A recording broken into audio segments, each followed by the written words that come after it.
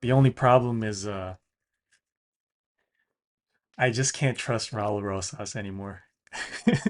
After the way he fights, man, I'm just like, yo, this guy, yeah, he hits the books, but yo, he's still 18, bro. He's Welcome back, everyone, to picksandparlays.gg.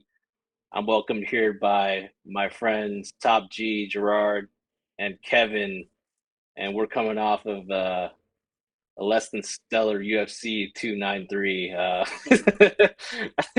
think that everyone, had a not a great time there. Basically, I mean, I think that everyone just shoved on the Izzy train, and we probably got blindsided, to be honest. So the only thing that I can say as far as a recap is, remember to really hedge your parlays, especially when they get to the last couple of legs and when the odds get to plus, 300 to 400. I think that that's an automatic hedge based on, Sean Strickland, how he did it.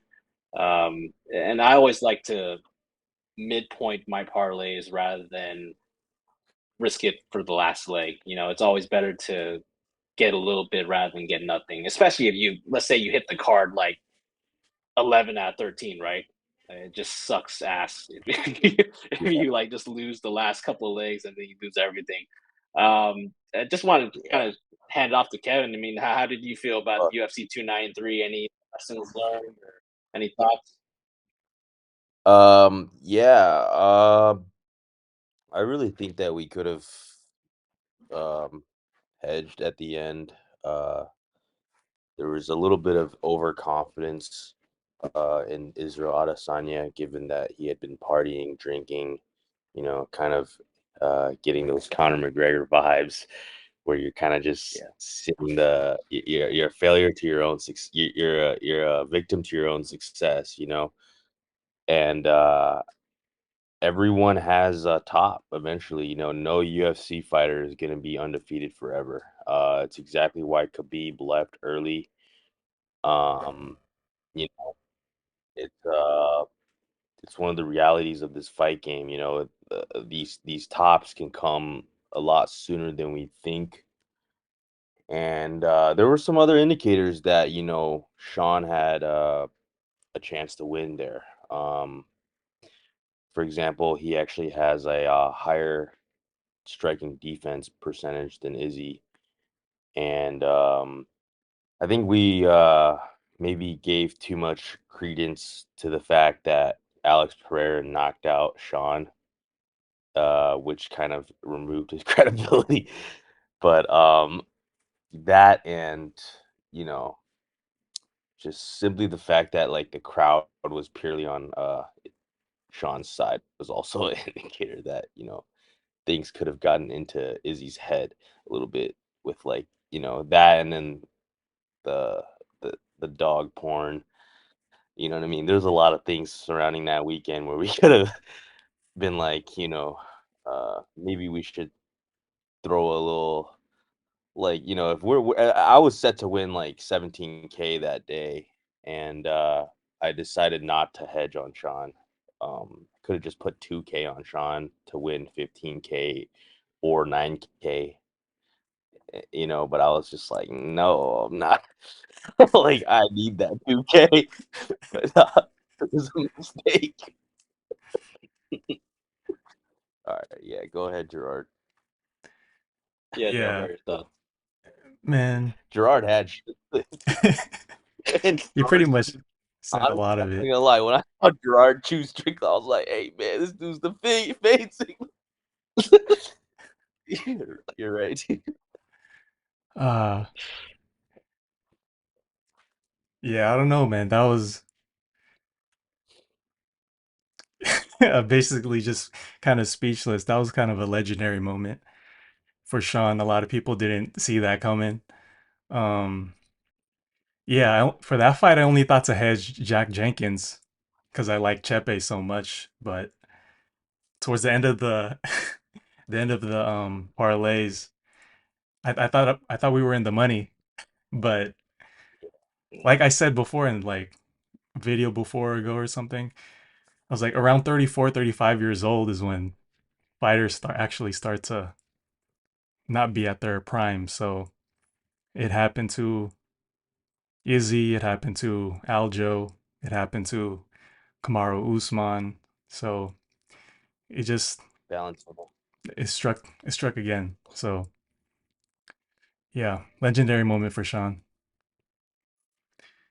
Yeah. Yeah, I mean, and the thing that I always like to do is try to learn from these moments, right? We want to always try to learn, improve, and do anything we can to try to get better for the next card and the next money making opportunities. So yeah, I think it's great that we always kind of reflect and see what happened, see what we did wrong, so we're better for the next time. So great exercise there, and let's go ahead and just kick it off to the next card as far as Noche UFC. This Noche UFC card is actually going to be, one of my favorite cards, actually. I've been circling and kind of eyeing this card for a long time, right? And it's going to be the headline by the rematch of Grasso and Schevchenko. It's going to be their second time fighting off the first one, and I'm truly excited to watch it. I'm glad the UFC also made this a fight night on ESPN Plus. I think that it would have been a mistake to make this a pay per view and go down the path of that Nunez Aldana fight, where probably I don't know if anybody. I think everybody just live streamed that one for free. I don't know if anybody paid for pay per view on that one. So yeah, I think it's a great time there. First up, I want to get to the first fight of the prelims for this card. We have Josephine Knutsson versus Marnik Mann. I believe that these are both debut fighters in the UFC. I think Marnik Mann might have did a contender series in the past, if I'm not mistaken, but she got like head kick KO'd or something like that. So that probably wasn't a good time for her. Josephine Knutsson, her nickname is Thunder. She is 6-0, and she is 5-0 in her last five. She is from Sweden, 5'3", 60-inch reach, and they're in the I believe strawweight division at 115. She's facing up against Marnik Mann, 6-1, 4-1 her last five. She's American from Montana, 5 feet, 64 inches. As far as the this one caught me by surprise and got kind of crazy in my opinion. I believe right now Josephine Knutsson, she opened up at -600 and is now ballooned to -800. So that is some heavy action on the Knutsson right there. Um, Based off of breaking down this fight, when I did break down for both these fighters, I mean, I just don't know if I could throw down at this moment -800 for Josephine Knutsson. I mean, that is kind of crazy in my opinion, right? Technically this is her debut, um, UFC debut, women's fight. I just don't know if I can throw down -800. She is going to be the better fighter in this matchup, in my opinion. Like she has much better striking, much better feet on the feet skills. She could get she does have a hole in her game in terms of the grappling, but I think that Josephine is the much better fighter here. I mean, Martin Man, when I watched her stand up, look whack. Like I did not like her stand up at all. I mean, but she can grind it out. She's kind of one of those grinding grapplers, and she can grind up some close rounds. Right, could be a 29-28 either way, in my opinion. I'm staying clear for this fight. I'm not putting this in any of my parlays or not playing this at all because this is just too many variables for me. So that's my decision on this fight. Uh, Kevin, what do you think about this fight? I want to hear your thoughts on this first fight of the card we got here. I think this is gonna be a relatively straightforward card. I think it's a decent card to parlay. The books made a fuck ton of money on Izzy. So now, they're probably gonna dish us a bone with these like well, I don't know. I think it's a pretty straightforward card here, except for like, maybe the last fight and then the Jasmine fight. But I'm going Josephine. She's Kamzat Chimaev's like teammate or whatever. Um, it's probably a slight build up fight for her. Got it. Gerard, what are your thoughts? Yeah, so Marnik Man, she probably could do some grappling and use that wrestling. She actually has the longer reach here, but seeing her stand up, her defense isn't really there. She I think she's very, very hittable. And against Josephine, she has decent stand up. Her what I'm impressed about Josephine is that she has a high work rate. So, especially standing up and striking against Marnik Man, who doesn't really have great stand-up defense, um, it makes sense why the books went to minus 800, you said, on Josephine. So, yeah, I'm leaning Josephine. Originally, I had her in my parlay, but at minus 800 now, I don't know. I don't know if I could get that get that piece. Cool, cool. So it looks like the pick is Josephine Knutsson here, varying degrees of confidence. Obviously, he has like 18% striking defense. So that tells me that this girl gets pieced up. So yeah, probably going to be pieced up in this fight based on the odds. But once again, just for my personal preference, I'm probably going to stay away because this is going to be too many variables for me. Next fight that we have on the card is Charlie Campbell versus Alex Reyes. I believe this is going to be a great fight. I, I think a lot of people, this is going to be their first exposure to a guy like Alex Reyes. They probably haven't watched him because he's coming off a 6 year. I mean, that's a long time, especially in MMA. But Charlie Campbell, just to tell you a little bit about him, he's 28 years old. He is 4-1 his last five, 7-2 record, and he is fighting in the 155 division, started the lightweight division. Despite 6'72" I believe that his last L that he took was off of that Duncan knockout. Chris Duncan knocked him out on the Contender Series, I believe. He's going up against Alex Reyes, who is actually, I think, Nick Reyes' older brother. So he does have some UFC pedigree there. He's 36 years old, 4-1 in his last five. However, he is coming off a 6 year layoff due to medical reasons.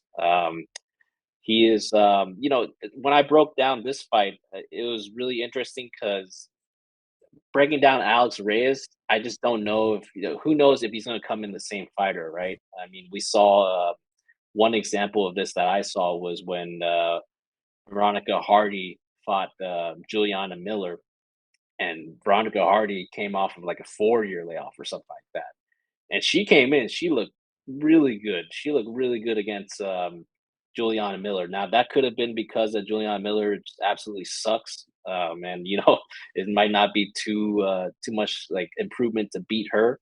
But I see this as a little bit of a different one because I think that Charlie Campbell, he's a really good, well-rounded fighter. He trains at Sierra Longo, which is a champion. He gets championship level sparring and training each and every day, training with those guys and Aljo, Marab, and all those guys. Chris Weidman too. And also I think that he was beating Chris Duncan until he just got outdogged by Chris Duncan and outgunned really. So he was having a good round. He was piecing up Chris Duncan. It was looking good. Then he just unfortunately got knocked out by Chris Duncan because I think Chris Duncan's also. So I think this is a potential buy low on Charlie Campbell, to be honest. And it really is because of that 6 year layoff, like I mentioned. Alex Reyes, he was having some success in his career up until that point. Then he got knocked out by Mike Perry, and then 6 years later, we just don't know where he's at, right? Maybe he improved by a lot.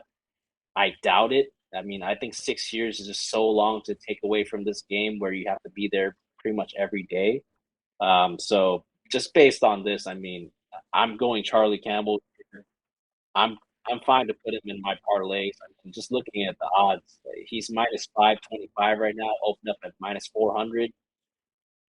It's a little steep, but I'm fading the 6 year layoff. I think that's just too far gone to be able to come in here and fight competitively against, in my opinion, a UFC caliber fighter in Charlie Campbell. So I'm making Charlie Campbell my parlay piece, and he's going to be one of my anchors for sure that I build. Um, Gerard, I want to hear your thoughts on this fight. What do you think about Charlie Campbell and Alex Reyes here?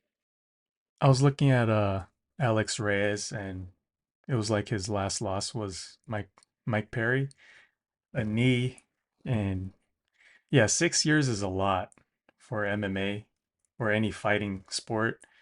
Um, yeah, you really don't know what you're gonna see from Alex Reyes, really. And 6 years, yeah, usually I would fade that for sure. He's 36 now, so that's 2 years past Izzy. Uh, Charlie Campbell, I liked what I saw from his, I think it was the Dana White Contender Series.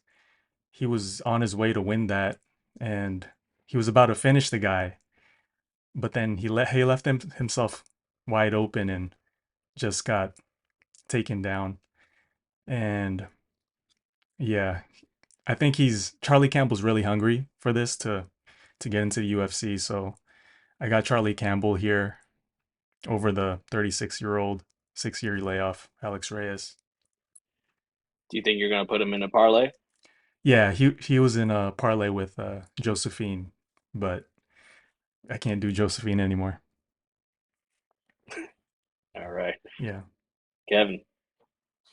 Yeah, I'm going Charlie here. I just don't really see what the Alex Reyes guy is gonna be able to do. Uh, at age 36, like it's just nah, bro. Yeah, I don't know, man. The dude's 36 years old, coming off a 6-year layoff. I mean, I'm pretty sure Charlie's a lock, but I think the weigh-ins will have a little bit more to say about this one. You gotta actually look at the guy after he's coming back from 6 years to see what his attitude, physique, these kinds of things. So, for now, I'm going Charlie. Subject to potential change, but I'm pretty like 90% Charlie. yeah, that makes sense. That makes sense. And uh, God, when I heard that he was Dominic Reyes' older brother, and I just saw some tape of this guy. He fights pretty reckless, man. Like Alex Reyes, he fights pretty aggressively. He's kind of in your face, and just seeing how Dominic Reyes been finished like last couple of fights, like I feel like this guy is gonna probably get finished too. Honestly, I mean, I think it might be quick work. Um, so yeah, I think we're all, um, you know, uh, Charlie Campbell here. Looks like he's a potential parlay piece, obviously depending on weigh-ins, but looks like good to go for that as far as a parlay piece. All right, next fight we have coming up is Tracy Cortez versus Jasmine Jasudavicius. This is going to be another entertaining banger, in my opinion. We have two straight grapplers, good wrestlers. Coming from pretty good pedigree in terms of wrestling. Tracy Cortez is a 10-1 flyweight. She is 5-0 in her last five. 29 years old, 5'5", 65.5-inch reach, fighting Jasmine Jasudavicius. She is 4-1 in her last five, coming off of that big win in her home country in Canada over Miranda Maverick as an underdog, a big underdog, mind you. She is 34 years old, 5'7", 68-inch reach, so just bigger than Tracy Cortez. Just looking at the odds for this fight as well, I think Tracy Cortez opened up at minus 170. She is now minus 119. So people are buying into the Jasmine Jasudavicius hype right there, and they're buying her as a dog odds, and is nearly a pick 'em right now. I also looked at the metrics for this fight as far as the fight stats. Nothing really pops out in my opinion. They're both pretty much the same profile as far as like strikes landed, strikes absorbed, striking defense, striking accuracy. Tracy's a little bit more accurate and a little bit more defensively sound. Um, Man, after seeing these two fighters, I think that Jasmine is coming off such a big dub that this is going to be a buy low for me for Tracy Cortez. I mean, Tracy Cortez has had a very strange year and a half. She's had some canceled fights due to medical reasons, perhaps. Who knows why she pulled out some of her fights? I think it was because of medical reasons, but you never know. Maybe it could have been something else. But I think that just referencing what I saw from the time that Jasmine fought Natalia Silva, she can get taken down, and Tracy Cortez is not the type of person, in my opinion, that you want to get taken down by. Her best attribute as far as fighting Trace Cortez is that she has a top of the line, top control game. She once she takes you down, she racks up the minutes in terms of the control time. From what I've seen, she's very aggressive. She fights really well against aggressive pressure grapplers like a Jazz, in my opinion. And that's what Jazz is going to try to do. She's going to try to do what she did against Miranda Maverick, and she has great credentials to do it. I mean, she could definitely do that game, but I think that this is the sell the top moment off of a big win in Canada against Miranda Maverick as a dog. I'm not sure if I will want to play Jasmine as a pick'em odds. She'll probably be better as a dog, to be honest, if you can get her a dog odds. But if it's pick'em like this, I'm going with a more talented fighter in Tracy Cortez and a younger fighter, Tracy Cortez. She just seems like she has the game that can outgrind Jasmine, like how Natalia Silva did. Granted, Natalia Silva is a much better striker than Tracy, but I think that top control game is going to be something that's really going to stymie Jasudavicius here. The only thing that I'm really worried about is Tracy missing the fights for the last year or so for various reasons. So I do wonder if her head is still in the game. Based off of looking at some of the IGs, I think her head's in the game, and her IG is. You should do some research on the IG. It's nice, some nice research material right there. So yeah, I'm going Tracy Cortez. Honestly, I would love to play this money line. Maybe Tracy by decision. I think that's something pretty good. It's probably going to go over 2 rounds, 2.5 rounds. I mean, minus 400 right now. So I got Tracy by decision plus 140. I think that's a good little stab right there. Kevin, what do you think about this fight between Jasmine and Tracy here? I think this is gonna be a pretty close fight. I have it going to decision, but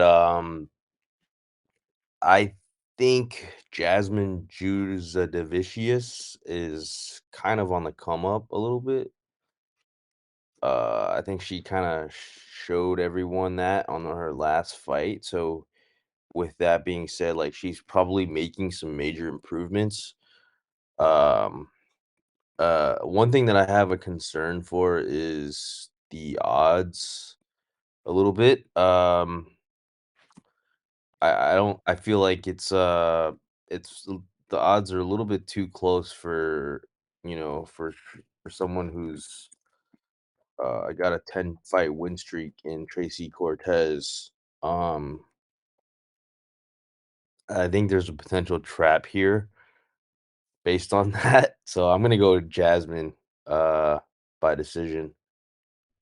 No, that makes sense. That makes sense. Gerard? I I really like Jasmine, Jasudavicius. She showed a lot in her last fight. I think maybe one of her best fights of her career so far. Um, Tracy. So this is probably they're both pretty good at grappling, and like you said, Tracy has great top control.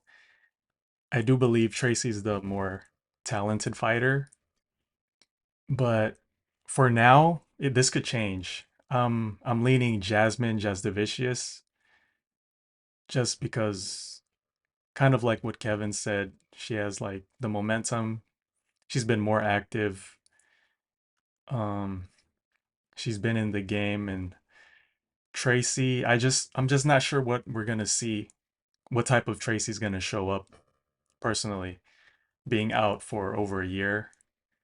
Um, yeah, right now I'm leaning Jasmine Jasudavicius, but come weigh in, I want to see how Tracy looks and what the vibes are, and I might flip to Tracy because she is the younger fighter, and I do think she has more runway to improve.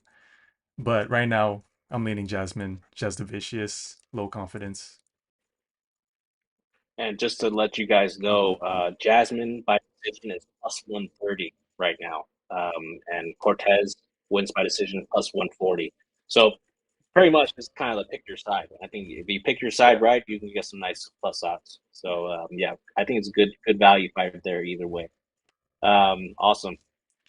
So next fight we have on the card is going to be Edgar Chairez versus Daniel Lacerda. This is going to be a very banger here. We have Chairez Pitbull is 10-5 in his last few fights on his record. He is at 3-2 in his last five. 27 years old, 5'7", 72-inch reach, fighting in the flyweight division, going up against Daniel Lacerda, aka the most entertaining man in the UFC, in my opinion. He's 1-4 in his last five, 0-4 in the UFC, but they have all been bangers, and it's been a very fun career for him so far in the UFC, even though he's lost all of his fights. He's 27 years old as well, so no age advantage there. Um, I just want to kind of switch this up a little bit, kind of hear your guys' thoughts first. I want to hear from Kevin first, actually. What do you think about this fight we have here with Edgar Chairez and Daniel Lacerda? There's definitely a chance that this is a trap, a potential buy the low situation. Just based off the opening odds, but and the fact that the odds being so close, even though this dude got finished 4 fights in a row. But I really liked Edgar Chairez's last performance against Tatsuro. Even though he lost, I think that was the hardest time that Tatsuro's had so far, being in the UFC. Uh, so yeah, I'm thinking this might be a fight that is potentially going to be Daniel Lacerda's last fight in the UFC if he loses. And I don't think he's going to win, honestly. I think Edgar is probably going to have the better grappling in this matchup. So I'm going Edgar by submission. Do you think Edgar would be a parlays piece for you? I don't think this is that great of a parlay piece, but I might put it on some of the lotto parlays. Nice. Yeah. Gerard? I'm I can't wait for this fight. This one's gonna be another banger, I think. Um Lacerda, man, I like his striking. He's a wild boy. Um he does a lot of spinning wheel kicks. Uh his last fight, he got the guy dazed and confused for a whole round, and he had him sprinting across the octagon, running laps. So for me, that was a for sure 10-8 round I would have given to Lacerda. He was looking at the ref, trying to see if the ref was going to stop it, but refs never stopped it, and gassed. He just gassed from doing all those spinning shit. So I like, it's going to be a fun fight. I like Daniel Lacerda, the way he fights. Edgar Chairez, I think Edgar Chairez will be the more disciplined fighter. Um, Even though he made those mistakes against Tatsuro, going for the guillotine too much and giving up his position when I think he was winning the rounds standing up, and then he gave away the round by going for a guillotine, letting Tatsuro get the top mount and edging out the rounds that way. But in the last round, it looked like he would have won had there been more time because he had the guillotine on Tatsuro, which was really tight, and had there been more time on the clock, he either would have went to sleep or tapped, I think. So, and Edgar Chairez's stand up, I like his leg kicks. He's clean. He's pretty clean. I think he trains with Brandon Moreno and those fighters over there. So I like Edgar Chairez, and yeah, this is gonna be a banger. But I'm leaning Edgar Chairez. I just think Daniel Lacerda will just make more mistakes in this fight, and he doesn't he doesn't know how to control his gas tank. I believe his stamina throughout 3 rounds. So I'm going Edgar Chairez here. Average confidence. Yeah, I mean, I think I agree with both of you guys. Actually, I really wanted to find an angle to go with Daniel Lacerda because for my money, I mean, I think he's the top 5 most entertaining fighter in the whole UFC, not just the 135 division. And it's just his aggressiveness, his athleticism. I think this guy is just he always puts out a banger, and I think that's why the UFC likes him, right? I mean, this guy's 0-4, and the UFC is giving him a fight. That's kind of unheard of. Usually, they'll cut people after like 2, 3 fights. But the fact that they're giving him another fight, it means that he's bringing in eyeballs for sure. Um, now, yeah, just from your guys' thoughts is why I agree with that. I mean, I think that he's just too much of a first round bust kind of fighter to back as far as the money line. Even like I think it's just too dangerous because if you look at all of his L's, I mean, anytime it leaves the first round, like it's automatic L. And we see how Edgar Chairez, he is durable. He has a pretty good chin. He does take damage though, but he does have a good chin. He can grapple. He's tough. I mean, I think this is a recipe for quite disaster for Lacerda. To be honest, I'm rooting for him, but I think I'm going to pick Edgar Chairez as well. If I did play Lacerda, I would say Lacerda around plus 325. That'll probably be the stab that I would take. I would probably take that stab. I'll probably play that to be honest, but I won't play his money line because I think that money line might be a trap. The odds just aren't that great. I'll rather put the plus 20 to 25 round if I believe that he's going to win.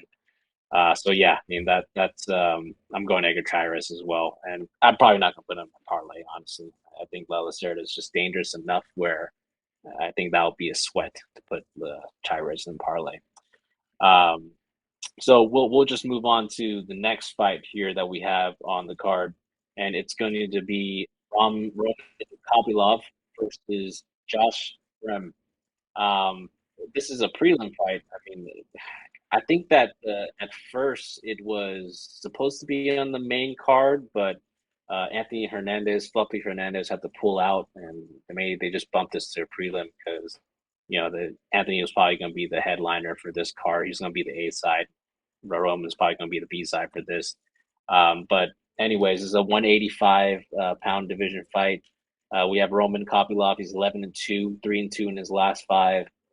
He is 32 years old, 6 feet, 75-inch reach. He's going up against Josh Fremd, 11-4, 3-2 in his last 5, 29 years old, 6'4", 76-inch reach. So he's a little bigger than Roman as far as the height. When I look at the stats for both of these fighters, very clear that this is probably going to be a striker versus grappler match. Just seeing how both of their careers played out thus far, how both these guys have fought thus far. I think this is going to be a steamroll for Roman. I mean, Josh Fremd, just looking at his last few fights, just nothing impressive at all, in my opinion. I mean, he lost to Anthony Fluffy Hernandez. I mean, he was a good fighter, but still, that's an L. Lost to Trayshawn Gore. I mean, it's not a loss right there. He won against Cedric Dumas, that street fighter. I don't think that's a good win, to be honest. He won against Jamie Pickett. That's not a good, just very unimpressive record, Josh Fremd. So I just don't think he has enough for Roman Kopylov, who, in my opinion, this guy looks like a 185 Peter Yan sometimes. I mean, he's a world class striker at 185. Special striker, in my opinion. I just don't think that a guy who has nothing special about him is going to be able to use that grappling technique that Josh. I mean, Josh does have some grappling skills, but I don't think he's going to be able to do that all 15 minutes. So major advantage to Kopylov on the feet here. I would put Kopylov in the parlay. I mean, he's a good safety parlay piece for me. Even at the odds right now, I know that they have ballooned since the odds were released, but he Roman Kopylov actually opened up at minus 140, down all the way to minus 355 now. So people were hammering Kopylov from a minus 140 to minus 355. So that's something to take note of there. I think Kopylov's a lock here. I'm putting him in my parlays, and yeah, I'm playing anything and everything with Roman Kopylov this fight. Kevin, what are your thoughts on this fight between Kopylov and Yeah, I'm going Kopylov, potentially even by KO here. I just think, yeah, he's just a lot stronger, um, a lot better on the striking. Uh, he's hungry. He's willing to fight anyone. Um, this is actually a gift of a fight for him, to be honest, because I think the UFC should be setting up him up with a harder fight after his last performance. But I think they're kind of just giving him one here. Um, yeah, I'm going Kopylov by knockout. Yeah, yeah, I agree with that. Kopylov by knock, by the way, minus 135. So yeah, Gerard. So I don't think Kopylov has fought anybody of the size of Josh Fremd, and who's also a wrestler. Personally, I haven't seen too much tape of Kopylov wrestling, so I'm not sure how that scenario would play out really. But I really do like Kopylov striking. He looks like pretty top tier striking wise. Pretty some spectacular finishes. Um, the only thing I worry is just Josh Fremd's ability to hold hold Kopylov. I'm not sure if you call it wrestling, but hold him against the fence and hold him down with his 6'4" size. And um if Kopylov can show judges that the damage, but he might be able to get him in there out of there by knockout. But yeah, that's the only thing I worry about. Josh Fremd's wrestling at his 6'4" size against Roman Kopylov, really. That's the only thing I worry. And yeah, I'm leaning Roman Kopylov here. Average to high confidence on copy. Yeah. Josh Fremd, I just don't know how they would judge Fremd's wrestling if it were to go to decision if Kopylov was able to show damage. That's my pick. Yep, total agreement. And just to reference your point about Kopylov's grappling, he can't coming into the UFC. He took a couple L's just based off of not being able to grapple that much. He lost Albert Duraev, I believe, in his first couple fights. But then he's on this past 3-fight win streak that he's had. I think he's improved a lot in terms of the grappling. I mean, just referencing he has a 90% takedown defense. Mm. So he's improving a lot in terms of the grappling. I think he shored up some of the potential holes that he might have had in the past. That 6'4" frame though, yeah, I think that's something that is interesting to point out. He hasn't fought someone as big as a Josh Fremd, so we'll see what happens there. Um, Looks like we're all on Kopylov. Parlay piece for me, probably Kevin as well. Gerard, I know you probably high confidence too. So looks like we're all in the same boat in terms of this fight right here. We'll go on to the next fight and move on and keep on moving on. It is going to be Lupi Godinez versus Elise Reed. This is going to be a fight. Man, I've seen too much of probably both of these fighters to be honest. Just way too much in the past couple of years or so.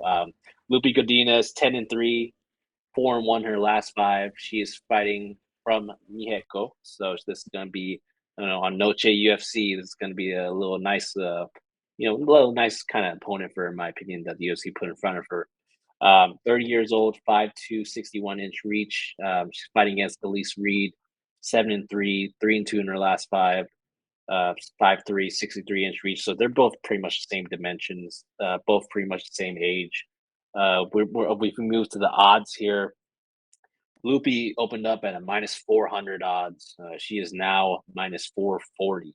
So not too much movement there, but hey, opening up at a minus 400, 4-1 favorite. That should tell you something about what the bookies feel for this fight. Yeah, I mean, just doing the breakdown of this fight, that's a pretty easy breakdown for me because I've watched both of these women extensively um, for all their fights actually. Loopy. I have a love hate relationship with Loopy. I mean, I think that she has a world class skill set in terms of wrestling, but for whatever reason, it just doesn't seem like she uses her wrestling all the time. Which is whenever I'm trying to back fighters as far as like a parlay piece or just put some money on them, I want to see them follow the game plan that's going to lead them to the easiest dub that they can get, right? And just throughout Loopy's last 5 fights, I don't know if I can do that. I mean, that I got caught with Angela Hill when she lost to Angela Hill. That was such an excruciating fight to watch. I mean, just seeing Loopy get outvetted, pieced up on the feet by Angela Hill, and not using her wrestling. That left a scar in my head. To be honest, she did do a little bit better against Cynthia Calvillo. That was a split dub though, so it was a very close fight. And then she did really well against Ducati. So maybe she's turned the corner, but even in that fight, it was more of a striking matchup rather than a wrestling matchup. And going up against Elise Reed, I know that Elise Reed, she might not have the best ground game. Her grappling might not be that great. It might kind of suck, to be honest. But man, she has some real stand up skills. I mean, I think she has pretty good power for a flyweight girl or a strawweight girl. That gaping hole is in the grappling. Can I trust Loopy to follow the game plan, just take down Elise Reed, throw some elbows, some ground and pound, control her? I don't know. I don't know if I can trust her. Loopy might want to try to stand up with Elise Reed. I don't know if Loopy should play that game. If she plays that game, she may get caught. She might get pieced up. You know what? I still think I'm going with Loopy, and I'm probably gonna put her in a parlay just because I think that there's such a gaping hole in terms of Elise Reed's grappling skills. And I think Loopy's going to be smart enough, especially on the Noche UFC kind of fight card, even though it's in Las Vegas, but this was a fight card that was meant to promote the Mexican fighters. I'm going with Loopy here. I think they know what they're doing as far as the UFC matchmaking. They know that Loopy has such a massive advantage in the grappling that if she follows that game plan, this will be an easy fight for her. So I'm going with Loopy. I'm going to put her in parlays. I think I trust her again after that fight against Ducati. I mean, she definitely looked good in stand up, but I hope that she uses her wrestling here and just puts away Elise Reed really quick. So pick is going to be Loopy. Parlay picks for me. I'm diving in deep again. Hopefully, I don't get caught. Gerard, what do you think about this fight? Yeah, from watching film on them, I definitely like Loopy's I think her stand up has improved. Um I think she'll be the more well-rounded fighter here. And Elise Reed, it seemed to me personally when I'm watching her, it seemed like she came into fighting with I think no talent, to be honest. Like watching the way she moves and stuff, I don't know. She looks like she just with brute force and time and to to work on fighting, she became a pro fighter.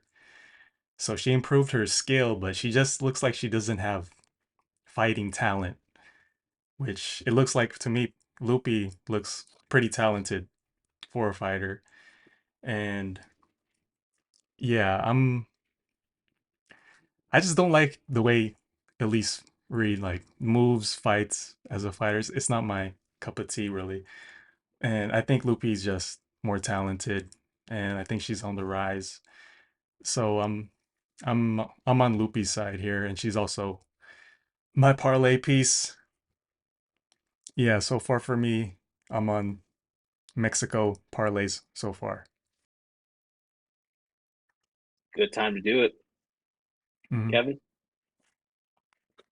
Um, I'm gonna go Loopy. I think she's gonna outstrike Elise. She's gonna have higher volume. Um, she's also got high enough takedown defense to stuff any potential wrestle attempts. Um, yeah, and watching her last fight, yeah, her striking's improved. I already thought her striking was pretty decent for the division. But yeah, it's improved the last fight, so I'm gonna go Loopy, and I'm gonna be adding her into the parlays. Awesome. Awesome. All right. Let's move on to the next fight that we have. This is going to be the fight that opens up the main card. So, banger alert right here. We have Fernando Padilla versus Kyle Nelson. Fernando Padilla is a 15-4 featherweight from Mexico once again. So, Mexico alert right there. 26 years old, 6'1", 76-inch reach. So, pretty good dimensions for featherweight, to be honest. He's going up against Kyle Nelson, who is 14-5 and he is actually 2-1 in his last 5 fights. I think he had a draw with that Korean guy. I forgot his name, but he had a draw with that guy in his second last fight. He's from Canada.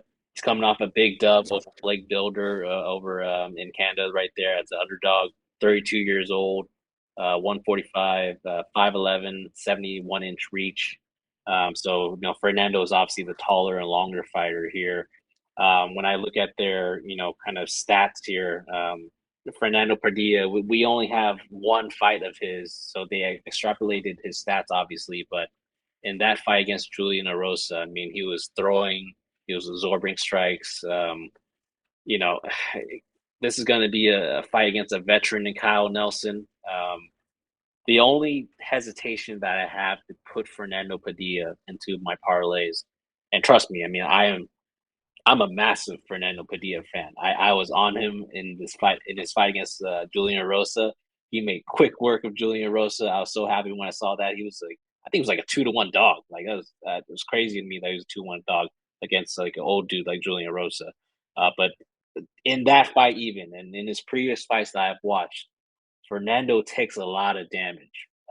He really uses his chin to try to weather some storms, and that might work when you're young, right? Like he's a young guy. He probably likes taking that damage. He probably just walks through damage and throws some back. But as you get to each fight in the UFCs, the UFC it gets tougher and tougher each fight. Julian Rosa, in my opinion, is like a washed veteran. He has no chin left, so that was like the perfect opponent to play that game with. Kyle Nelson, he might not be good anywhere, but he's decent everywhere. He has underrated power. UFC vet. I mean, he's been there since like 2018. He's fought like a lot of different people, varying degrees of talent. Um, I'm just scared of putting Fernando Padilla right now into a parlay just because Kyle does have underrated power, and if he clips Fernando Padilla, it could be lights out because Fernando just likes to play that game where he takes damage on his chin in the pocket and tries to counter people back or tries to really fight in the pocket as well. Even though he's so long, Fernando loves to fight in the pocket using precision striking. So I don't know if that's going to be a good game plan against Kyle Nelson, who's just a tough vet. I don't know if he's going to be able to put away Kyle Nelson that quickly either. The heart says Padilla, but the mind says to stay away from this because this might be a top buy. I'm a little scared of that, honestly. Just looking at the odds, I mean, Fernando Padilla opened up at minus 350, and that was instantly bet to minus 241. So that's a little scary for me. If I see that instant line movement where it just goes the other way really quickly, it means that people are buying the dog odds on Kyle Nelson really quick. So that's something that's scary there.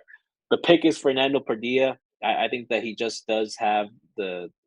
probably does have the young chin to absorb that damage, to play that game of precision striking with Kyle Nelson, just piece him up either for maybe a late KO or maybe even by points. But as of now, I'm staying away from this fight, and I'm gonna watch the weigh and see how they look.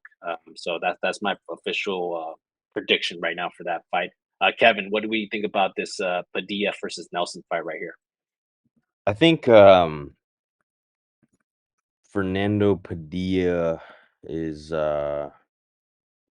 pretty decent prospect to keep your eye on. He's got a pretty big frame for the weight class. Based on what I saw in his last fight, he's got a lot better striking than Kyle Nelson. His reach is also a lot longer. The only concern I really have is whether or not Kyle Nelson is going to try to grapple. But I think going Fernando Padilla here by KO is actually not a bad play. I'm gonna go Fernando here. Would you put Padilla in a parlay? I would not put him in the parlay. Yeah, definitely. Plus 165 Padilla by KO, by the way. Gerard? Yeah, just because Kyle Nelson has a lot more UFC experience. You know, he could be a gatekeeper to this. Exactly. Gerard? I also like Fernando Padilla. He looks like he's on his way to become like a sniper type of fighter. But yeah, this whole Kyle Nelson, the vet, rough, tough and rugged type of vet. And this guy also looks like he doesn't really make mistakes either. So he good IQ vet, just not as quick, but he does have power. Um, yeah, looking when I first saw this, I thought Fernando Padilla kind of had a skinny frame at first for the weight class, but this is featherweight. So it was giving me that Bedoya versus Song vibes when I was also looking at the odds. And I was on Bedoya, and yeah, he just didn't really fit that that bigger powerful fighter. And Padilla, and you said he Padilla likes to get in there with his chin, right? And I don't think he wants to do that with this Kyle Nelson here. And I don't think Kyle Nelson will do too much mistakes in this fight. So I'm like very I'm as we look into these next three prospects, I'm really like, man, I think there's a trap somewhere. I just don't know which one it is. So I'm low confidence Fernando Padilla here. But yeah, I respect Kyle Nelson in this fight. Yeah.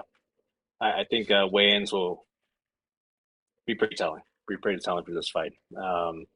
Speaking of traps, I mean, man, next few fighters that we have here, man, it's Trap City. These guys have trapped us before. I've definitely got trapped by these next two guys. But let's talk about Daniel Zellhuber versus Christian Gallegos. That'll be the next fight on the main card. Daniel Zellhuber, he's a much talked about prospect, actually. I mean, I think this guy came in with a lot of hype as far as the UFC. He's just to give you guys a reference, 13-1, 4-1 in his last five. He's also from Mexico, 24 years old, 6'1", 77-inch reach, and he's fighting the lightweight division, nicknamed Golden Boy. So obviously they think very highly of this guy. He's fighting against Christos Gallegos, 20-10, 3-2 in his last five, from Hawthorne. He's 33 years old, 5'10", 71.5-inch reach. Man, just doing the DD on this fight. I mean, I just don't see where Gallegos is going to be able to beat Zellhuber. I mean, I think this is a massive mismatch. I really think that we got the trap out of the way for Daniel when he lost to Trey Ogden. I think he learned a lot from that fight, actually. The way that Trey beat him really was he was just constantly pressuring Daniel, right? Always in his face. And I think that Daniel just didn't know how to react to that. I mean, he was an undefeated fighter coming into that fight, and I just don't think he knew how to react to that pressure that Trey was throwing. Trey wasn't even that dangerous, but I just think that pressure just got to Daniel. He couldn't really mount any kind of comeback just because he was constantly in his face. But in his next fight against Banada, I think I saw a lot of improvement in Daniel. He understood how to maintain distance, uh, really counter off of the pressure as well, be a little bit more patient, and throw a little bit more volume. So I think he did really good there. Also, his grappling, I think, got a little better as well. I think he has a great frame for this division. I mean, 6'1", 77-inch reach for lightweight. That's pretty damn good, in my opinion. Gallegos, I mean, when I watch his fights, I don't really see anything special. I feel like this guy's one of those like explosion brawler type of guys who just throws one at a time. I don't really see too many combos. I don't really see a flow state when I see him fight. Just he does have some grappling skills. 3 takedowns per 15 minutes. It's pretty nice, but 41% accuracy. He can also get taken down himself at 52% accuracy. He is coming off a pretty good win against Ricky Glenn, I think, but I just don't see how Gallegos is going to win this one. And the odds kind of show me that. I mean, right now Daniel's minus 260, opened up at minus 245. I mean, he's trapped people before against Trey Ogden, right? But I think that his trapping days are, at least for this fight, it's going to be done. I don't think this is a trap. I think Daniel Zellhuber is going to be able to beat this guy, and he's going to make him look like just one of those veteran dudes that not even I don't think Gallego's even a gatekeeper, to be honest. I think Daniel is going to be able to just out volume this guy and just out technical him as well. So I'll go with Daniel. I'm gonna wait until the weigh-ins for the parlay kind of lock, because Daniel is coming in with a kind of a huge frame, and I want to see how he looks as lightweight again. But depending on the weigh-ins, I'm gonna go with Daniel here. Kevin, what do you think about this fight right here? Yeah, I think Daniel's making a lot of improvements, based on watching him fight in his last fight, and he's also at Extreme Couture, which is like a pretty good team. Yeah, I think. I mean, Christios Giagos is also at a pretty decent team, but the only way I really see him winning this one is through wrestling, and I'm not sure he's that great of a wrestler. So, um, yeah, I'm gonna go Daniel Zellhuber here. Do you think you put Daniel in a parlay? Yes, I do. I think I would put him in a parlay. Gerard? So this is like another one of those fights, the veteran versus prospect type of deal.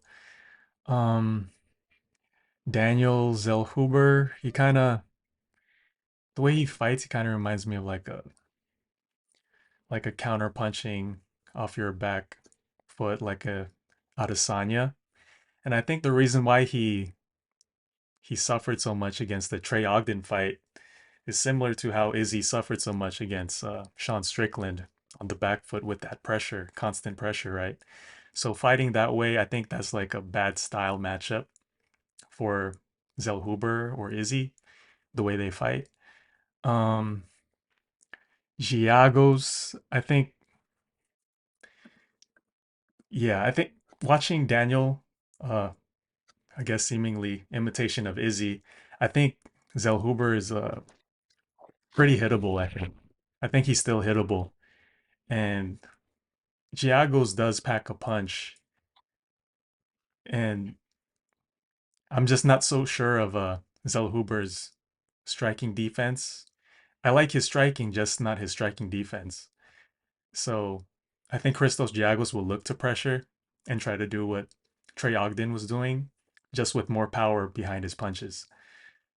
So kind of like the last fight before this, um, low confidence Daniel Zellhuber. I just respect these vets and their track record.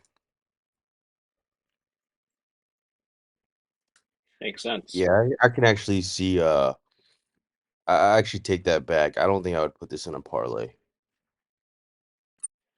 Yeah, yeah. I think I might be in agreement there too.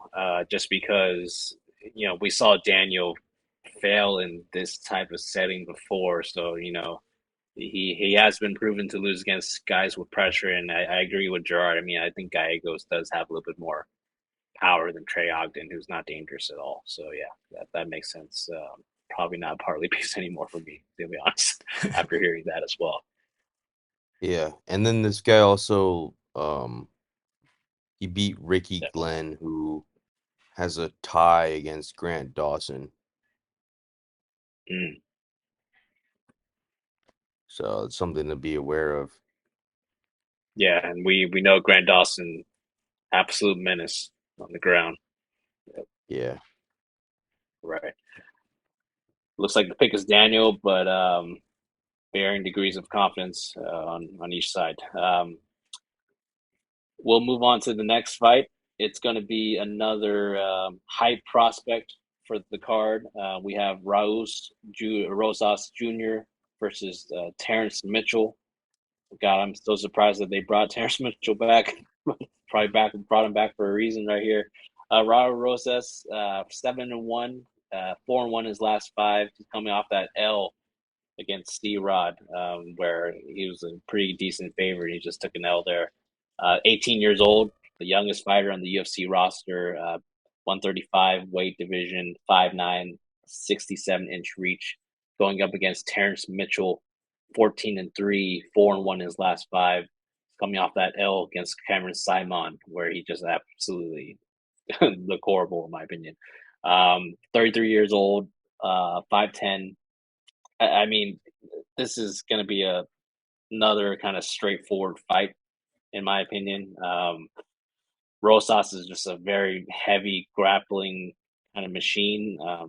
But I would have said that he had amazing cardio before his last fight, but after seeing him against Christian Rodriguez, I mean, I think he might have questionable cardio because it looks like he just blew his load in round one and he never looked the same again. I mean, this guy didn't look like he had any gas tank in round two after winning round one pretty convincingly, in my opinion.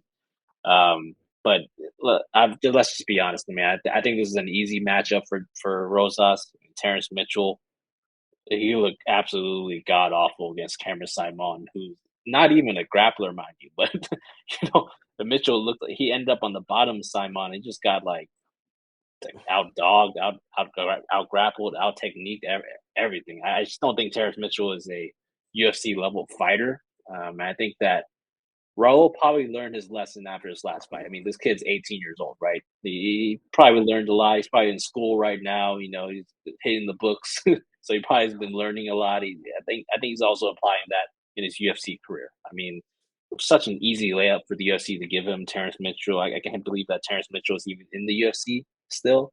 Probably the reason is they want to feed him to Rosas just to make him look good on the main card. So I'm going Rosas here. Odds wise, I mean, it's pretty crazy, but he opened up at minus 650. Now it's minus 800. I'll just stuff that in a parlay. I mean, why not? I think that's a little nice parlay juicer right there. So I'll stuff in my parlays. I think that's a lock. I mean, I don't see what Terrence Mitchell has for Rosas. I mean, even though he's 18, I think there's such a gaping hole in his grappling game that I think he's gonna make quick, easy work of this guy, either a sub or a decision, but probably a sub in my opinion. Gerard, what do you think about this fight between Rosas and Mitchell here? So Mitchell is coming into a fight where he's pretty much gonna fight like the same style of fighter that he fought last fight. Hyped up prospect who can, yeah, grapple. Um yeah, it's obvious that the odds are the way they are. The only problem is I just can't trust Raul Rosas anymore. After the way he fights, man, I'm just like, yo, this guy, yeah, he hits the books, but yo, he's still 18, bro. I don't know. He's probably still needs more time to get his IQ up in terms of just managing his stamina. And yeah, he's up against a 33-year-old vet who's been in and out of the UFC. Um, yeah, I'm obviously Raul Rosas, but I'm not happy about it. Yeah. So you wouldn't put this in a parlay? Nah, me personally, I wouldn't. I just, I just don't like. Yeah, I think I just got burned in from it watching, and I just can't, Yeah, I just can't trust after trust me. I got burned too. Kevin, what do you think about this fight right here?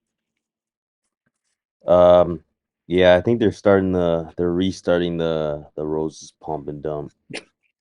I'm gonna cut that shit back off here right now, real quick.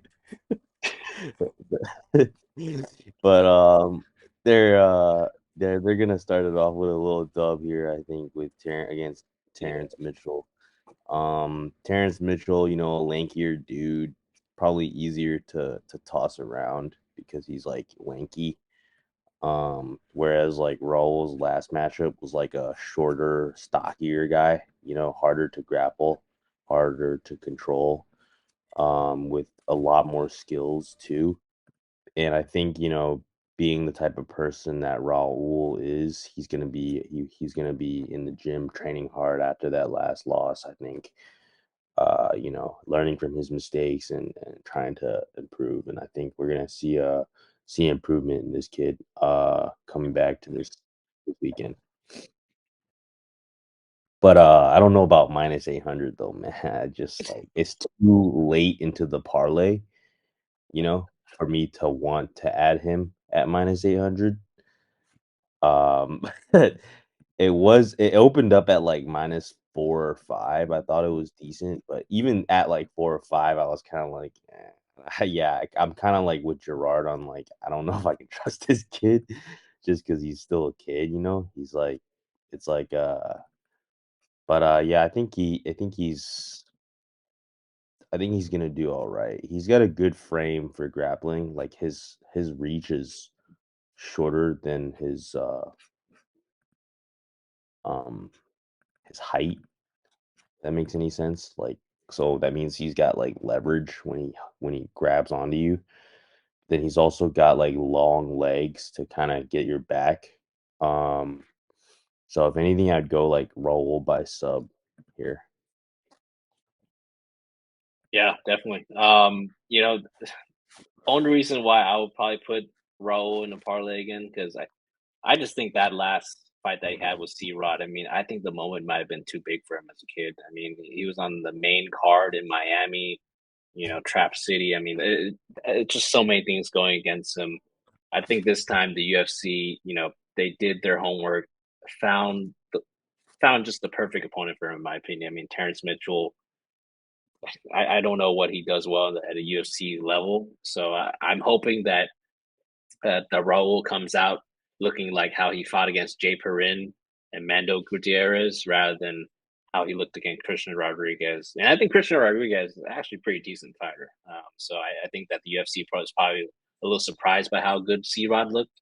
But I think they know that Terrence Mitchell is probably not a UFC caliber. So yeah, makes sense. We're all on Rosas. I'm probably gonna put him in parlay, but you guys are staying away, and makes total sense after that last fight. I mean, I don't blame you guys. To get burned at minus 800 again would be absolutely devastating. Plus, it's like the third fight on the main card, right? So, let's imagine that you hit all your legs once again, and it comes down to Raul Rosas, and man, I don't know. That does make sense. All right. Well, we'll just move on to the next fight on the main card here. We have the co-main event. It's going to be Kevin Holland versus Jack Della Maddalena. Very cool banger kind of fight here. Kevin Holland, he is 25-9, 3-2 in his last five. He is fighting out of Fort Worth, Texas, 30 years old, 6'3", 81-inch reach, fighting against JDM, 15-2, 5-0 in his last fight. Coming off of a split dub against a pretty good pressure grappler in Basil Ashfis, in my opinion. 27 years old, 5'1", 5'11", 73-inch reach. So he does have a reach disadvantage here against Kevin Holland and a height disadvantage. Um, I think this might be, it has potential to be fight of the night for sure. I mean, both of these guys are super entertaining. Kevin Holland, obviously, I think this guy is just one of the UFC's favorite fighters as far as entertainment. They always put him in, nice, good fights. He always produces bangers, no matter the result, even if he loses or wins. He always, puts on a show. JDM, supremely talented boxer, probably one of the best boxers in the UFC. probably top five boxer in the UFC, in my opinion. Just to let you guys know a little bit about how good of a boxer he is. 7 strikes landed per minute, absorbed 3.5 strikes absorbed per minute. So he almost has like a 2-to-1 ratio there, 52% striking accuracy. And the cool thing about JDM is he has a 69% striking defense. So he's also really defensively sound as well as far as his boxing. Um, grappling wise, we did see him get, kind of tossed around against Basil Heifetz. I mean, Basil just kind of took him down almost at will and was controlling him for a bit. But on the feet, we saw that there was a massive skill discrepancy there, and JDM was just so much better in the feet. Um, and we really haven't seen JDM kind of lose against just a straight up stand up guy, in my opinion. He looks like he might have a grappling deficiency there, but I don't think Kevin Holland's the type of guy that's going to be able to expose those gaps. I think this is going to be mainly a stand-up fight, unless Kevin Holland comes in and shows some kind of wrestling that we haven't seen. He's mainly more of the BJJ guy, right? He doesn't really do like double leg takedowns, or he doesn't really do those kind of body trips to get people down. 41% takedown to accuracy, so not really good there. Um, I think that this is a buy low on JDM. I mean, and the only reason why this is a buy low on JDM is because of his last performance against Basil, right? I mean, split up, really close fight. I scored it for JDM because I don't think Basil did enough really damage. I mean, I prefer to score damage as over control, so that's how I personally scored it. But I think that was a win for JDM, even though it's a close fight. And that's really the only reason why we're getting these kind of close odds. Just to let you guys know, JDM opened up at a minus 115 against Kevin Holland in this fight. So it opened up at a pick'em. It has now been bet to minus 159. So the money's starting to come in on JDM. I think people are realizing that, hey, this is going to be a stand-up fight, a mostly striking matchup, and who's the better stand-up striking kind of guy, right? It's JDM. He has much better hands. His boxing is much better. Kevin Holland has some good, powerful, unorthodox strikes. And if we're just talking about technique, we're just talking about boxing, who has the better hands. That's JDM all the way. I think he's gonna make this look kind of easy, in my opinion. It's probably gonna be JDM decision because Kevin, he is tough. He's a vet at this point. But I also wouldn't be surprised if it's a JDM like knockout as well, just because at some point Kevin Holland's chin is going to probably deteriorate, and it might just start deteriorating now. So I'm going JDM high confidence. I'm adding JDM to my parlays. I think this is a great buy low on JDM. So he'll be on my parlays. Kevin, what do you think about this fight between JDM and Kevin Holland here? Yeah, I think I think JDM is really good value here actually. Because Kevin Holland's a fan favorite. So because of that, people are probably, betting Kevin Holland. He's definitely got more fame than JDM. But yeah, JDM's hands are just too good. And then he also didn't look that great in his last fight because he came on short notice. Basically had to do like 2 weight cuts in a very short period because his last opponent pulled out. So yeah, I think JDM is almost a lock, honestly. Because the last time JDM fought someone similar to Kevin Holland was Randy Brown, who has like a similar frame to Kevin, and he knocked that Randy down. So I don't think the range is going to be too big of an issue for him. So yeah, I'm going JDM by finish. Will JDM be a parlay piece for you? He's going to be in some of the 5 to 7 man parlays, but I wouldn't put him in like the 11 man or like the 12 mans. Got it. Gerard? Um, yeah, JDM. Yeah, he's pretty well rounded. From his last fight, to me, it looked like he was starting to look hittable against Basil oh, Heifetz. Basil Heifetz. Yeah. Um, to be honest, I think this might be Holland's weight, like right weight to fight in. Um, that Randy Brown fight, when I was watching it, it did look like JDM was having like some difficulty, like finding the range early on. And I think Kevin Holland is smarter at how to use that range. And Holland's actually a little bit longer than Randy Brown here. Um, I don't know if I'm just like a casual comparing these guys, but Kevin Holland to me, I think he's much more improved at this weight class and his skill level. I think he's much more calculated in terms of striking and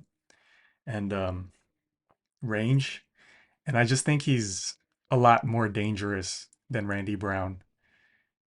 And Kevin Holland's wrestling, I think, is a much more improved. His takedown defense, and he might mess around and be able to grapple a bit, seeing how Hafiz was able to grapple Maddalena, but obviously not to that caliber. But I think Kevin Holland, he's actually pretty live in this fight, and I got low confidence Kevin Holland for me here. I just think he'll be much more smarter than Randy Brown with his size and his length against JDM. Sounds good. Yeah, it seems like we have differing opinions here on this fight. We have, two people on the JDM side. We have Gerard on the Holland side, and I think it should be a banger of the fight no matter what. I think this probably gonna be a fight of the night contender here. So I'll definitely be tuning in, and we'll see how that goes. And this is probably the perfect lead into the main event of the fight card here. We have a rematch of Valentina Shevchenko versus Alexa Grasso. This is going to be once again the main event of the card. The two fighters and the fight that the whole card is built around. Obviously, it's going to be for the championship flyweight division at 125. Alexa Grasso, 16-3, 5-0 in her last five. She is from Mexico, Guadalajara.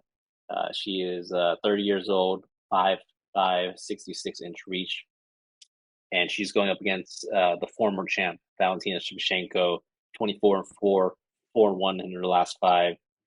She is 35 years old. I just want to highlight that again. 35 years old, 5'5", 65.5-inch reach. So basically the same dimensions for both fighters. You know, uh, just to let you guys know about the odds for this fight, because I think they're really interesting, actually. Valentina Shevchenko opened up at a minus 275 favorite and has been now bet to a minus 179 favorite. So she has slowly been betting towards more of a dog number. So, more of a affordable price, depending on how you look at it if you're on that side. Um, the only stat that I want to tell you guys is, at 35 plus years old in championship fights, in the 125 to 170 pound division, both men and women. Um, the person who is 35 plus years old, which is Valentina Shevchenko in this case, they are 2-28. Both of the wins have been by Tyron Woodley. I think that in both of those wins, I think were against people who are also kind of old.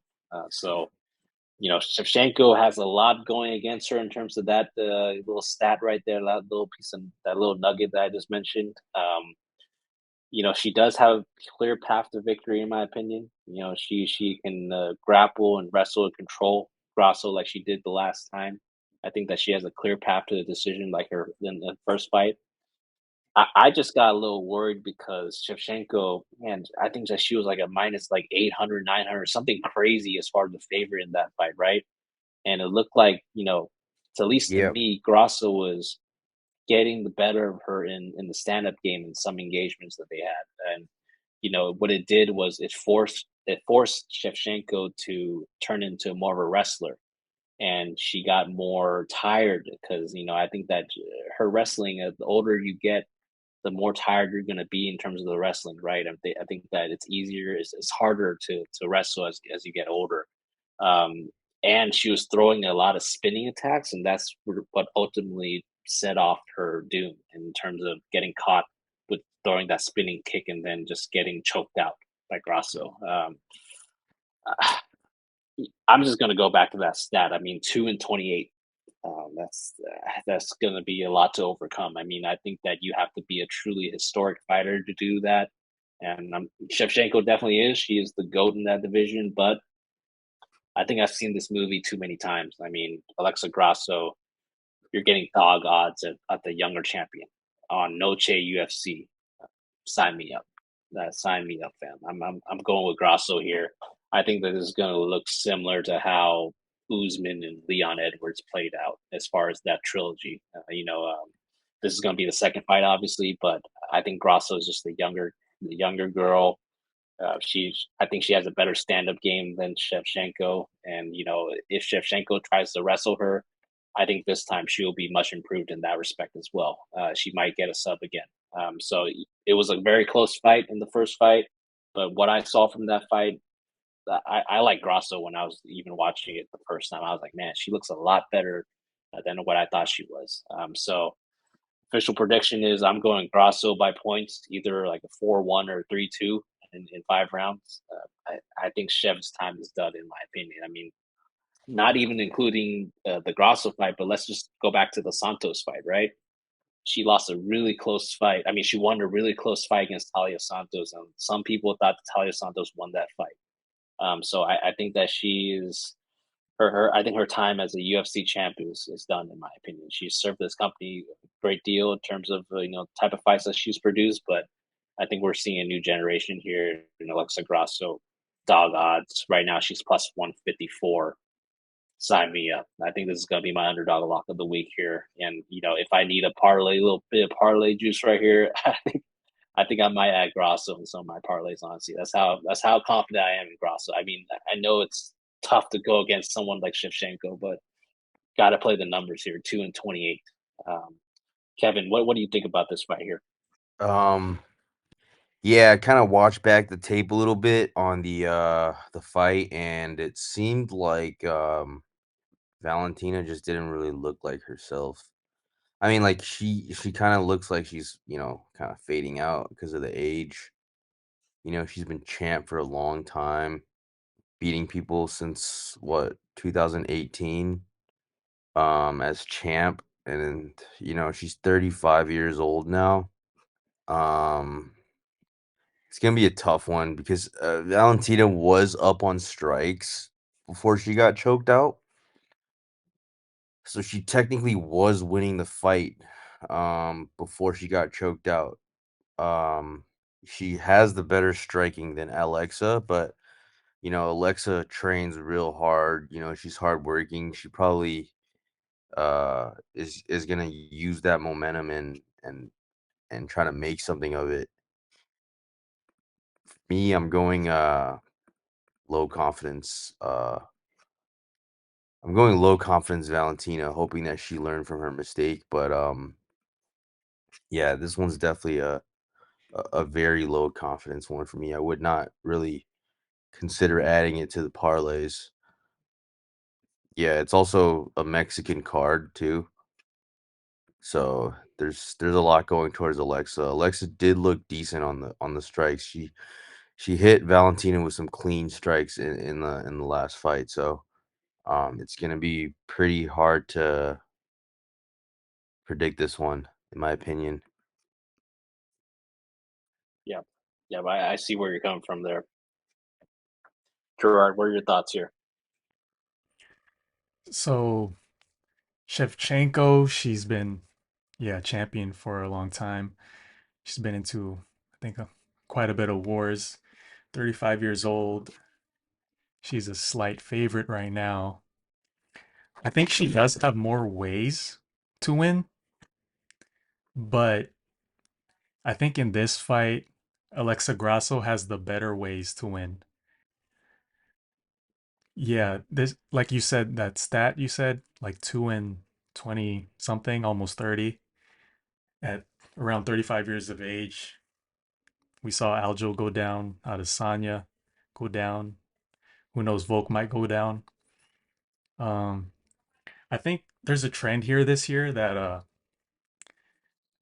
I think high level, top tier elite boxing is making a comeback for champions, and we see that with O'Malley, Sean Strickland. I think Max Holloway might be able to get the belt back. Actually, he has one of the best boxing there is, and also Ilya Tapuria. He has that boxing ability as well. We see the same thing here with Alexa Grasso, and she's champ. So yeah, I really like Alexa Grasso, and I think she's only improving all over the skill set of a MMA fighter as well. She's only 30 years old. And I think I'm not sure how much better Shevchenko can put on of a show. And yeah, I'm average confidence here on Alexa Grasso, but I'm really considering her to be my lock of the night. Come weigh-in time, I'll decide whether I lock it in as my lock of the night for Alexa Grasso here on this Mexican card.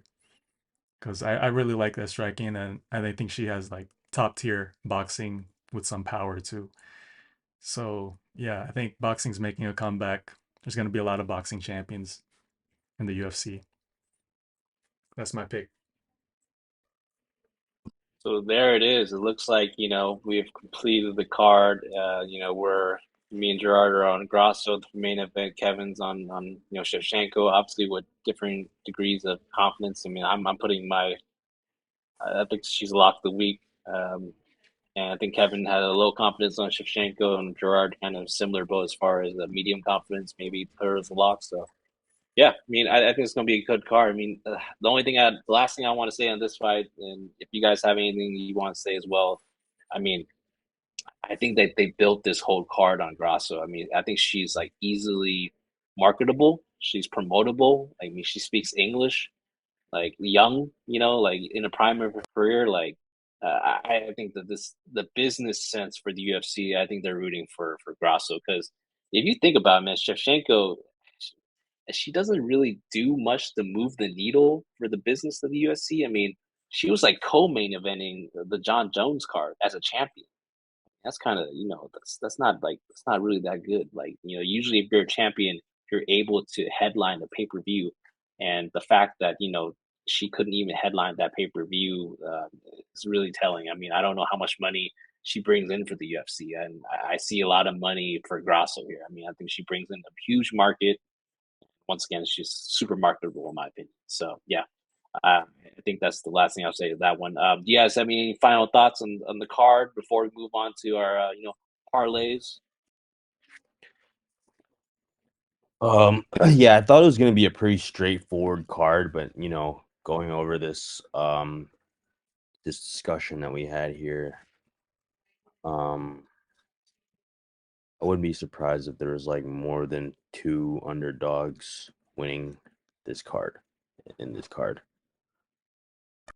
Good observation right there. Gerard, any last thoughts? Yeah, in terms of the card, I'm just kind of sketched out in these three prospects, Mexican prospects here. Mexican American and Raul Rosas. I'm just afraid that it might be a high chance that one of the underdog vets are gonna win out of those three. I'm just kind of sketched out in that area. Makes sense. Makes sense. I'm looking at a Daniel Zellhuber a little differently now after hearing that.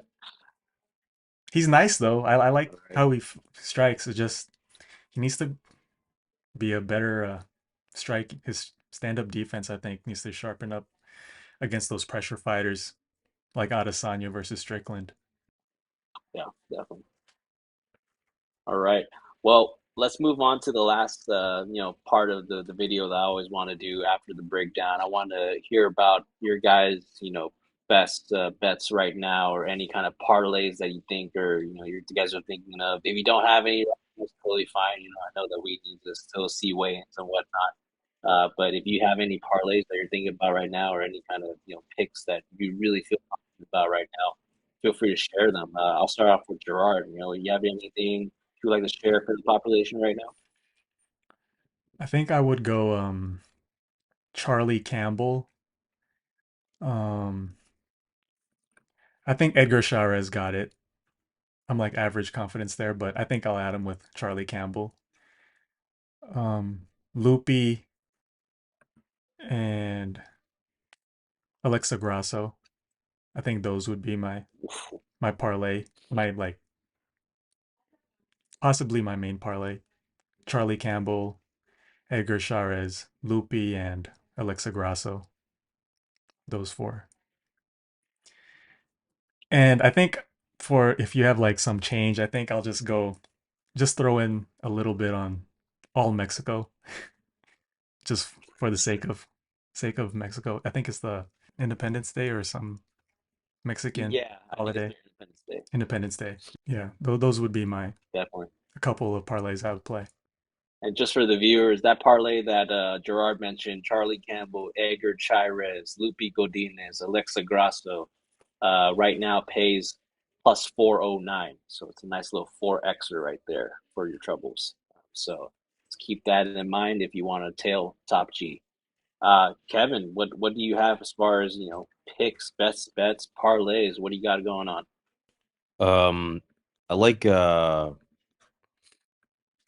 parlay with JDM, Roman, Loopy, and the Josephine Knutsson chick. So yeah, I think that's a pretty solid parlay piece.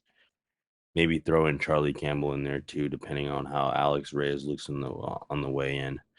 But yeah, so JDM, Roman, Loopy, and the Josephine Knudsen girl, and then potentially Charlie Campbell, depending on how Alex Reyes looks on the way in. I Awesome. don't think the odds are Yeah, so moving that at this point anymore. So, or at least in a negative direction because they've already bloated up so much. So, if you haven't put the parlays in now, you can wait until weigh-ins. You're probably not going to lose much value waiting. Um, so yeah, that's kind of where I'm at right now. got it, got it. And yeah, just to let the viewers know, I think yeah, obviously I think the odds have been a little inflated since the last time those odds were released. But just the parlay that you mentioned right now with those people is plus 275. So might be a little worse right now, but yeah, I agree with Kevin in that sense. Just wait till the weigh-ins at this point. A lot of those numbers have been inflated a lot, so you're buying at the top right now, no matter what. And I don't see them. I don't see a better price happening, to be honest. I mean, I think I think it might just keep on going that direction. But obviously, depending on weigh-ins, maybe you can get a little cheap deal depending on what happens there. Um, just from my personal perspective and parlays, I do have one that I think might be a pretty good investment. I would go JDM. Give me JDM there. Give me Loopy. Give me Kopylov. I really want to put Grasso I think I am going to put Grasso in the main. So for my parlay, I'm going to keep it a four-legger. I'm going with JDM, Loopy, Copy Lock, and Grasso to defend her championship. Four-leg parlay, we get a plus 569. Nice. So that's going to be a nice little plus 569 right there. 69, 69. All right. So so that's I'll probably put a unit or two on that. It'd be a nice little investment right there if it hits. But yeah, that's gonna be my main parlay, and obviously gonna wait until weigh-ins before I press the buy button because I think that's super important to do in terms of face-offs and whatnot. We want to make sure that these guys look confident, ready to go, and ready to rock and ready to get this money. So that about wraps it up, for this breakdown. I think we did a pretty good job here breaking down this fight card. I'm excited to see how it goes as far as our predictions. Hopefully, they lock her and we lock and rock out here. We do have best bets kind of video with Alex coming up later on this week after the weigh-in. So, after that, hopefully we'll crystallize some ideas and really get a lock on this card. But other than that, I mean, that's all I have. You guys have any final thoughts before we wrap up and head off? I'm glad that I'm glad that none of us have Raul Rosas in our parlays. I think that's a good sign.